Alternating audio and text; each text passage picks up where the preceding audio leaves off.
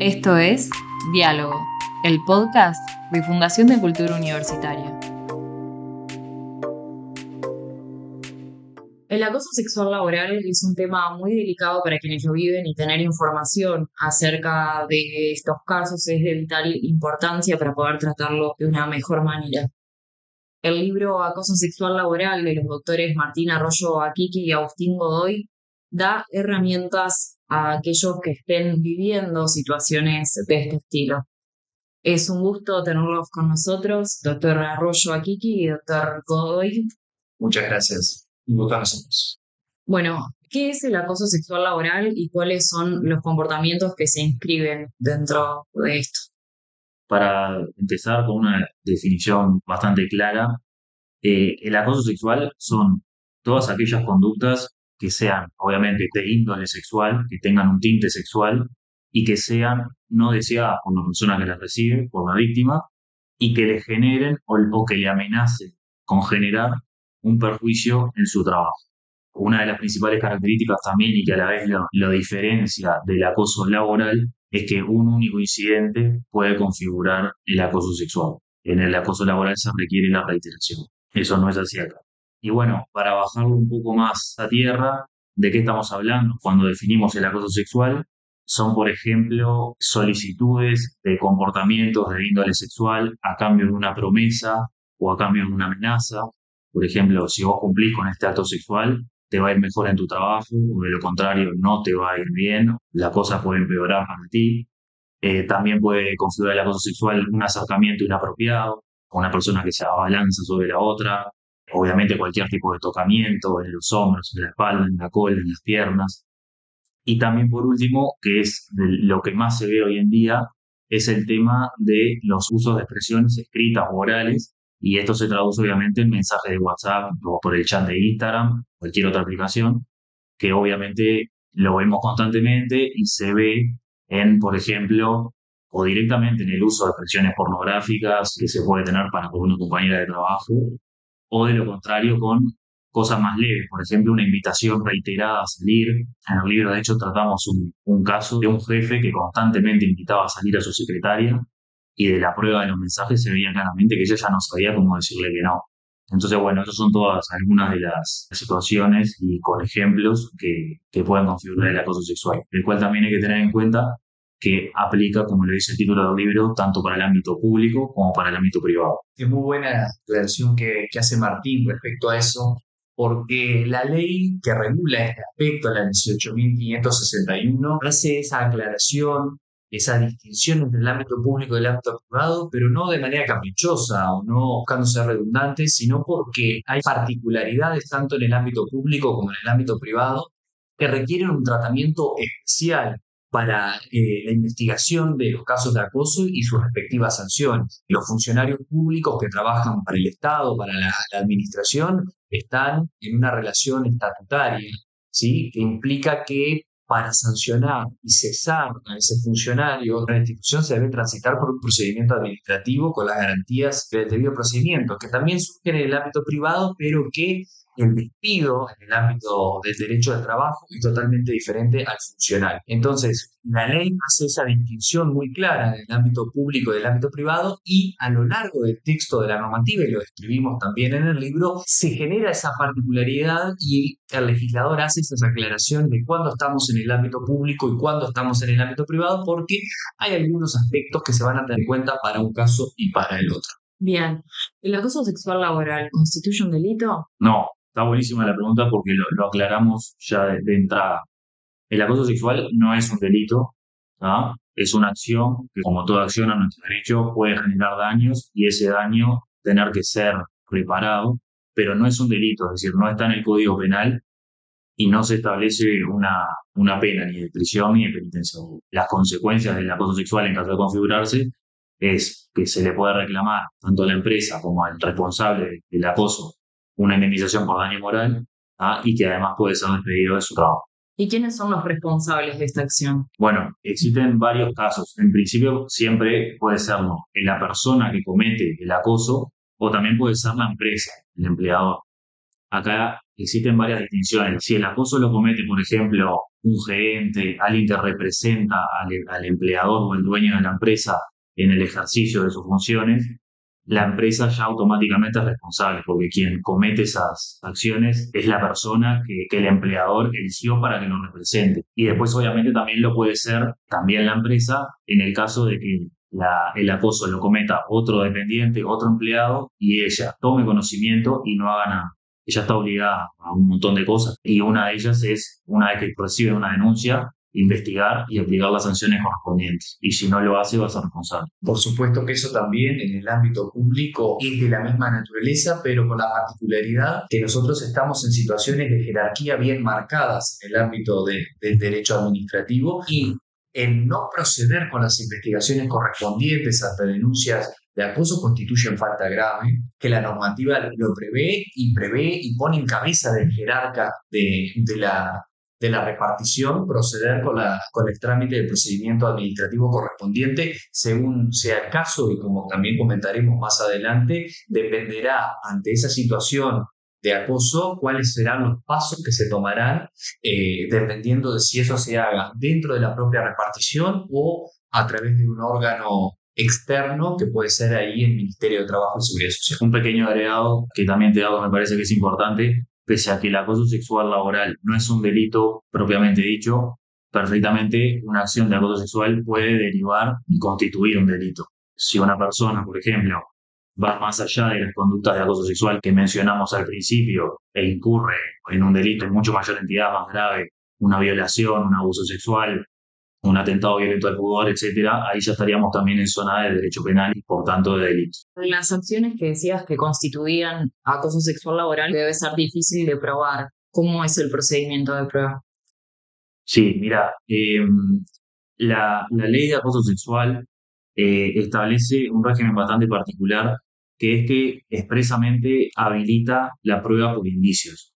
La prueba por indicios es prueba que muchas otras ramas del derecho no es aceptada sí para probar un hecho, ya que no versa específicamente sobre el hecho que aconteció. Por ejemplo, si en un ascensor un hombre, en este caso, avanza a una mujer y existe una denuncia, obviamente ahí es la palabra de uno contra el otro, no hay pruebas, no hay cámaras, no hay absolutamente nada.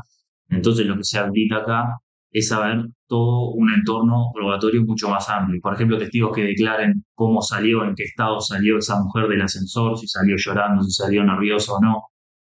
Por ejemplo, si esa persona que es denunciada en ese caso tiene denuncias previas, si tiene denuncias previas, de qué tipo, si eran del mismo, del hecho que denunciaba ahora o no. También se miran, por ejemplo, las condiciones del ambiente de trabajo. No es lo mismo el ambiente de trabajo que se da en una agencia de publicidad, en el cual es todo mucho más suelto y sin reglas, que en un estudio de abogados, en un estudio de escribanos, como los que trabajamos nosotros, porque ahí varían mucho las actitudes y las acciones que los propios individuos entienden como aceptables o inaceptables. Es decir, las reglas son más laxas en unos casos y no en otros. Entonces, contestándote concretamente, el marco probatorio es bastante amplio porque se acepta justamente este tipo de pruebas que en otros derechos no alcanzarían para probar una denuncia. En base a lo que comentaba también Martín, en los procedimientos que se realicen para investigar y recopilar esta prueba, ¿sí?, que estaba hablando, se presenta este desafío en las circunstancias en las que se presentan estos hechos, ¿sí? Porque los medios probatorios no van a ser en términos generales abundantes, y lo pueden ver en la recopilación de jurisprudencia que está también en el libro intercalado con el comentario de la ley, en el cual a veces sí tenemos intercambio por WhatsApp o por algún otro sistema de mensajería donde está plenamente constatado la existencia, el rechazo, pero muchas veces los eventos se realizan en contextos que son de difícil prueba, ¿no? Y ahí está todo lo que tiene que ver con el procedimiento de garantizar la tutela a la víctima, como también el derecho de defensa al denunciado, y de dar las garantías necesarias para que eso suceda, sobre todo con testigos que muchas veces también son reacios a declarar sobre estos temas que también son muy delicados, y del perfil, como bien decía Martín, de todo el contexto que lleve a poder concluir si hay esos indicios de la existencia de acoso sexual en el ámbito de trabajo. Hablabas recién de garantías. A la hora de hacer una denuncia de acoso sexual, ¿qué garantías ofrece el Estado para las víctimas y los testigos? Es una excelente pregunta. El legislador, cuando sanciona la ley con el decreto reglamentario, estableció mucha serie de mecanismos para tratar de que las denuncias no solamente se realicen, sino que a su vez se les dé trámite y se llegue a determinar la existencia o no de esas conductas de acoso y las sanciones correspondientes. La ley en el artículo 5 habla de la responsabilidad del Estado en términos generales para no solamente hacer políticas para disuadir las conductas de acoso sexual y también para prevenir esas conductas, supervisar y sancionar cuando efectivamente se detecta. Entonces el Estado ahí tiene una participación de educación, ¿sí?, de supervisión y de sanción. ¿Cómo se hace eso? Directamente a través de la sanción de políticas para la prevención de acoso internamente en todas las reparticiones del Estado, a nivel general o particular, y externo a través de las reglamentaciones, de cursos de capacitación, ¿sí?, de políticas para hacer visible la problemática. E indirectamente a través de las garantías que pone la propia ley, como por ejemplo la protección del denunciado con un plazo de estabilidad para que no pueda ser despedido por la denuncia, la protección de los testigos. Muchas veces esos testigos, como mencionaba antes, no quieren declarar, entonces la ley prevé la posibilidad de que los testigos puedan declarar de manera reservada para evitar que sufran algún tipo de sanción. La existencia de un procedimiento externo cuando la empresa o el organismo no realiza los procedimientos de investigación correspondientes, que se pueden tramitar en el Ministerio de Trabajo y Seguridad Social a través de la Inspección General de Trabajo. Es un procedimiento adicional en el cual un tercero, que es este Ministerio de Trabajo, ingresa en esta denuncia y realiza un procedimiento administrativo tendiente a decir, bueno, existió o no existió acoso, y allí proponer sancionar tanto a la empresa, como bien decía Martín, o al organismo que se encuentre omiso, ¿sí?, en realizar las investigaciones correspondientes o de no aprobar los protocolos preventivos. Bien, para las personas que nos están escuchando que quieren hacer una denuncia quizás y no saben cómo es el procedimiento, cuéntenos un poco cómo se efectúa. Las personas víctimas de una situación de acoso sexual tienen 3 alternativas. Pueden hacer la denuncia en su propia empresa, ¿no?, frente a la dirección de la empresa, o muchas empresas han avanzado y tienen canales de denuncia anónimos. Después, por otro lado, tienen la posibilidad de hacer la denuncia frente al Ministerio de Trabajo, como decía Agustín, frente al ámbito de la Inspección General de Trabajo. Y la tercera opción es obviamente la vía judicial. Yo te diría, depende de diversas circunstancias donde le conviene a la persona hacer la denuncia.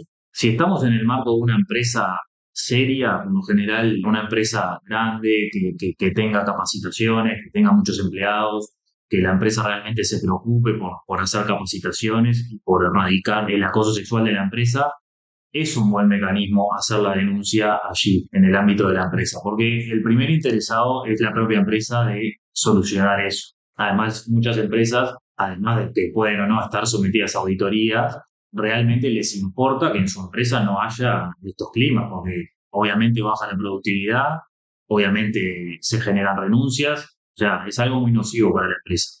Pero si no estamos en ese marco que yo decía, en el de una empresa que más o menos esté capacitada, no podemos escapar de la realidad que hacer una denuncia en una empresa que no están dadas las condiciones puede no ser favorable para la persona. En ese caso, la persona puede ir a la Inspección General de Trabajo. No voy a reiterar lo que dijo Agustín, pero se abre un procedimiento administrativo en el cual también se escuchan testigos, se interroga a la denunciante y al denunciado y se llega a una resolución, ¿tá? Y si no, la otra, obviamente, es ya ir a la justicia en el marco de un reclamo de daño moral contra la persona y o contra la empresa, o también considerarse indirectamente despedido, en el cual esa persona va a poder reclamar un despido abusivo contra la empresa y contra la persona que cometió los actos de acoso sexual. Esas son las 3 alternativas que tiene una víctima. ¿Y qué conductas puede llevar a cabo una empresa para prevenir estas situaciones de acoso sexual laboral? Sí, ahí la ley y el decreto reglamentario establecen ciertas pautas iniciales o ciertas obligaciones que se van a tener que cumplir para poder generar esta prevención. Como decía, la ley mandata y el decreto reglamentario aprobar protocolos de cómo se actúa ante las recepciones de denuncia por casos de acoso sexual laboral, que es muy importante porque también tenemos que tener presente que, como decía Martín, el contexto de cada organismo, cada empresa es muy importante. Porque a veces cuando las empresas son más grandes, establecer protocolos, mecanismos es algo que hacen constantemente, pero cuando son empresas o organismos reducidos donde hay mucha más cercanía y menos reglas inmediatas que cumplir, también genera una situación para el que recibe la denuncia, decir, bueno, ¿qué hago ahora? ¿Cómo procedo? ¿Cuáles son los pasos que tengo que hacer? Porque muchas veces uno está en un ambiente en el cual eso nunca sucedió, sucede por primera vez y la inacción muchas veces no solamente se puede dar por mala fe o por no querer hacerlo, sino por desconocimiento. Entonces, la ley y el decreto reglamentario mandatan a aprobar protocolos donde se establezca qué es lo que se tiene que hacer en cada caso, tanto para empresas como para organismos del Estado, ¿sí? Organismos que también tienen que aprobar estos protocolos. Y después, la capacitación, la difusión y tratar de que este tema, si bien es un tema delicado, complejo, que no sea tabú, ¿no? Es decir, que cuando se presenten las situaciones se denuncie, se investigue y se dé la garantía tanto a la víctima como al denunciado para llegar a la verdad y poder aplicar las sanciones correspondientes, porque también es muy frustrante hacer las denuncias y que eso no termine en buen puerto. Entonces, lo que busca la normativa es dar un marco para que las denuncias se puedan hacer, para prevenir los casos, para concientizar y en definitiva para sancionar, como decía Martín, internamente a nivel de los propios organismos de empresa o si es necesario externamente a través de un procedimiento administrativo ante la Inspección General del Trabajo. Bien, y para finalizar, si se prueba el acoso sexual laboral, ¿qué consecuencias puede tener la persona acusada? La persona acusada, en ese caso, por ejemplo, puede ser pasible de cualquier sanción a nivel laboral, incluida obviamente el despido por notoria mala conducta, y puede tener que resarcir a la víctima frente a un daño moral que sus acciones le puedan haber causado. Esto además también siempre tener presente lo que te comenté al principio, que se incurre en un delito, es decir, si las acciones de acoso adquieren mayor entidad, obviamente en ese caso va a tener que enfrentar a la justicia penal. Si me permitís, una aclaración importante que va de la mano con lo que decía Agustín de la importancia de la educación, que es resaltada por la propia ley y el propio decreto. La principal innovación de esta ley es que se establece que tiene que ser evaluado y mirado desde el punto de vista de la víctima. Esto es una innovación para nosotros que estamos acostumbrados al derecho penal, que estudiamos en la facultad y que vemos en la práctica. En el derecho penal se juzga en acción. Si vos le das de muerte a alguien, se te va a aplicar la pena del homicidio. El dar de muerte es un hecho concreto, objetivo. Acá, el acoso depende de cómo lo sienta la víctima. Es decir, que, por ejemplo, si Agustín y yo tenemos una misma acción sobre ti, de repente la que te hago yo no la consideras acoso y la que te hace él sí. Esto implica cambio y una ruptura muy grande que incluso nosotros los abogados nos tenemos que acostumbrar porque no estamos acostumbrados y hace mucho más importante y mucho más necesaria la capacitación y que sea dejado de mirar como un tabú, como decía Agustín recién, porque justamente los escenarios pueden cambiar mucho y varían de persona a persona. Entonces, todos podemos incurrir en una eventual actitud que constituya acoso sexual. Uno de repente no incurriría en los acosos graves, pero desde un comentario sexista a cualquier comportamiento en base a la educación machista que todos recibimos, etcétera, todos lo podemos cometer. Entonces, no hay que ser hipócrita, hay que dejar de ser hipócrita en este tema y darnos cuenta que con educación y con capacitación, la gran cantidad de acosos leves la podemos erradicar, pueden dejar de darse simplemente si a las personas se nos dice cuáles son las acciones que hay que evitar en el trabajo. Tomando lo que decía Martín y agregando, y lo comentaba previamente, el contexto de dónde se da la denuncia, cuál es la empresa, cómo se manejan cotidianamente las personas en el intercambio, es muy importante y que también depende mucho de quiénes son los interlocutores. Y en eso la ley hace especial hincapié, tanto distinguiendo o poniéndole especial relevancia al ámbito que no lo mencionamos, docente-alumno, que la ley hace una precisión diciendo, bueno, esto es importante, las relaciones de jerarquía natural son importantes, entre ellas la que tiene un docente con un estudiante, que la ley mandata regularlo especialmente, el decreto reglamentario no ha entrado en eso, todavía tenemos pendiente, pero sí la ley lo hace a grandes rasgos. Y para finalizar, con respecto a las consecuencias de la comisión del acoso, sin duda que pueden ser pasibles las personas de recibir cualquier sanción. En el caso del derecho al trabajo, el despido por notoria mala conducta, y en el caso del derecho público para los funcionarios estatales, la instrucción de un sumario y la destitución. ¿Sí? Finalizar la relación funcional, que eso representa un pasito más en lo que es en la finalización del vínculo con la administración, porque requiere de una investigación y de un sumario, que es un procedimiento que determina el grado de responsabilidad con los hechos probados. Es decir, yo investigo hechos, cuando los hechos se acreditan, yo tengo que ver cuál es el grado de responsabilidad. Entonces ahí se inicia un procedimiento sumarial que puede finalizar en una destitución.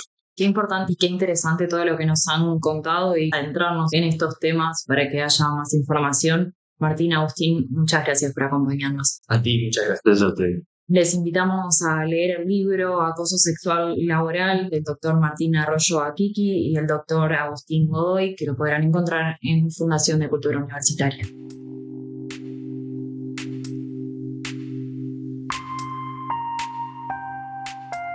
Gracias por elegir Diálogo, el podcast de Fundación de Cultura Universitaria. Si estás interesado en profundizar sobre este tema, podés encontrar el libro en nuestra página web fcu.edu.uy y en nuestras librerías. Seguinos en redes sociales para conocer todas las novedades.